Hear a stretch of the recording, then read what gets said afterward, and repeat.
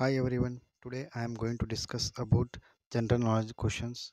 Before that, those who are watching my videos first time, do subscribe and like the videos and do share the videos with your friends. ಆತ್ಮೀಯ ವಿದ್ಯಾರ್ಥಿಗಳೇ, ನೀವು ಇಲ್ಲಿ ನೋಡಬಹುದು ಕೆಲವೊಂದು ಸಾಮಾನ್ಯ ಜ್ಞಾನದ ಪ್ರಶ್ನೆಗಳು ನಾನು ಇಂದು ಡಿಸ್ಕಷನ್ ಮಾಡ್ತಾ ಇದ್ದೇನೆ. ಒಂದನೇದಾಗಿ, ಬ್ಯಾಂಕುಗಳು ತಮ್ಮ ನಗದು ಹಣ ಮತ್ತು ಒಟ್ಟು ಆಸ್ತಿಗಳ ನಡುವೆ ಹೊಂದಿರಬೇಕಾದ ಅನುಪಾತವನ್ನು ಈ ರೀತಿ ಕರೆಯಲಾಗುತ್ತದೆ. ಆಪ್ಷನ್ ಎ ಶಾಸನಬದ್ಧ ದ್ರವತ್ವ ಪ್ರಮಾಣ, ಆಪ್ಷನ್ ಬಿ ಶಾಸನಬದ್ಧ ಬ್ಯಾಂಕ್ ಅನುಪಾತ, ಆಪ್ಷನ್ ಸಿ ಕೇಂದ್ರ ಬ್ಯಾಂಕ್ ಮೀಸಲು ಪ್ರಮಾಣ, ಆಪ್ಷನ್ ಡಿ ಕೇಂದ್ರ ದ್ರವತ್ವ ಮೀಸಲು ಪ್ರಮಾಣ. ಇಲ್ಲಿ ಸರಿಯಾದ ಉತ್ತರ ಆಪ್ಷನ್ ಎ ಯಾವುದಪ್ಪ ಅಂದರೆ ಶಾಸನಬದ್ಧ ದ್ರವತ್ವ ಪ್ರಮಾಣ ಅಂತ ಕರಿತೇವೆ. ಅದೇ ರೀತಿಯಾಗಿ ಮುಂದಿನ ಪ್ರಶ್ನೆ, ಭಾರತೀಯ ರಿಸರ್ವ್ ಬ್ಯಾಂಕಿನ ಲೆಕ್ಕಪತ್ರ ವರ್ಷ ಅಂದರೆ ಇದಕ್ಕೆ ಸರಿಯಾದ ಉತ್ತರ ಯಾವುದಾಗ್ತದೆ? ಬಿ ಆಗ್ತದೆ. ಜುಲೈಯಿಂದ ಜೂನ್ವರೆಗೆ ಲೆಕ್ಕಪತ್ರವನ್ನು ನೋಡ್ತಾರೆ ಅಲ್ಲಿ. ಅದೇ ರೀತಿಯಾಗಿ ಮುಂದಿನ ಪ್ರಶ್ನೆ, ಪ್ರಸ್ತುತ RBI ಬ್ಯಾಂಕ್ ದರ ಎಷ್ಟಿದೆ? ಸೊ ಇದೆ option A 5.5%, option B 3.35%, option C 5.75%, option D 5.73. So ಇದಕ್ಕೆ ಸರಿಯಾದ ಉತ್ತರ ಆಪ್ಷನ್ ಎ ಆಗ್ತದೆ. ಓಕೆ, 5.50%. ನೆಕ್ಸ್ಟ್ ಒನ್, ಹಣದ ಅಪಮೌಲ್ಯ ಮಾಡಿದಾಗ ಹಣದ ಆಂತರಿಕ ಮೌಲ್ಯ ಏನಾಗುತ್ತದೆ? ಸೊ ಆಪ್ಷನ್ ಎ ಕಡಿಮೆ ಆಗುತ್ತದೆ, ಆಪ್ಷನ್ ಬಿ ಹೆಚ್ಚಾಗುತ್ತದೆ, ಆಪ್ಷನ್ ಸಿ ಯಾವುದೇ ಬದಲಾವಣೆ ಆಗುವುದಿಲ್ಲ, ಆಪ್ಷನ್ ಡಿ ರಫ್ತು ಆಮದು ಬದಲಾವಣೆ ಆದಂತೆ ಬದಲಾಗುತ್ತದೆ. ಸೊ ಇದಕ್ಕೆ ಸರಿಯಾದ ಉತ್ತರ ಆಪ್ಷನ್ ಸಿ, ಯಾವುದೇ ಬದಲಾವಣೆ ಆಗುವುದಿಲ್ಲ. ನೆಕ್ಸ್ಟ್ ಒನ್,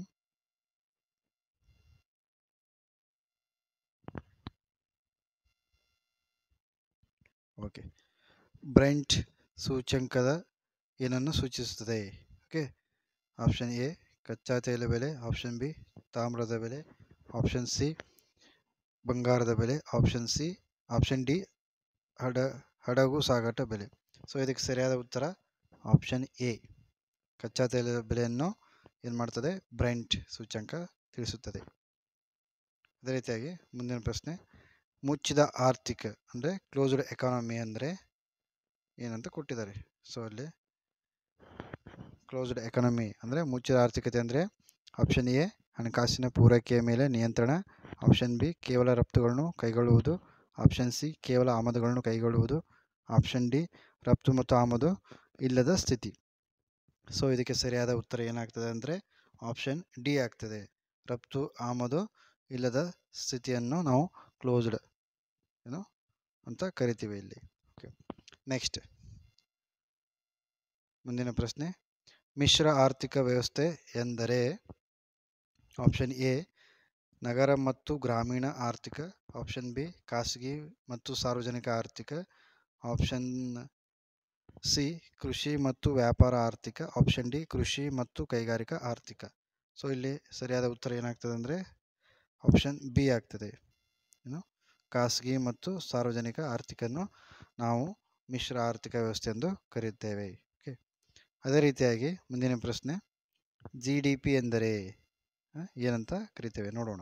ಆಪ್ಷನ್ ಎ ಒಂದು ನಿರ್ದಿಷ್ಟ ಅವಧಿಯಲ್ಲಿ ಉತ್ಪಾದನೆಯಾದ ವಸ್ತುಗಳ ಮೌಲ್ಯ, ಆಪ್ಷನ್ ಬಿ ಒಂದು ನಿರ್ದಿಷ್ಟ ಅವಧಿಯಲ್ಲಿ ಉತ್ಪಾದನೆಯಾದ ಸೇವೆಗಳ ಮೌಲ್ಯ, ಆಪ್ಷನ್ ಸಿ ಒಂದು ನಿರ್ದಿಷ್ಟ ಅವಧಿಯಲ್ಲಿ ಉತ್ಪಾದನೆಯಾದ ಸೇವೆ ಮತ್ತು ವಸ್ತುಗಳ ಮೌಲ್ಯ, ಆಪ್ಷನ್ ಡಿ ಒಂದು ನಿರ್ದಿಷ್ಟ ಅವಧಿಯಲ್ಲಿ ಉತ್ಪಾದನೆಯ ಅಂತಿಮ ವಸ್ತುಗಳು ಹಾಗೂ ಸೇವೆಗಳ ಮೌಲ್ಯ ಅಂತ ಇದೆ.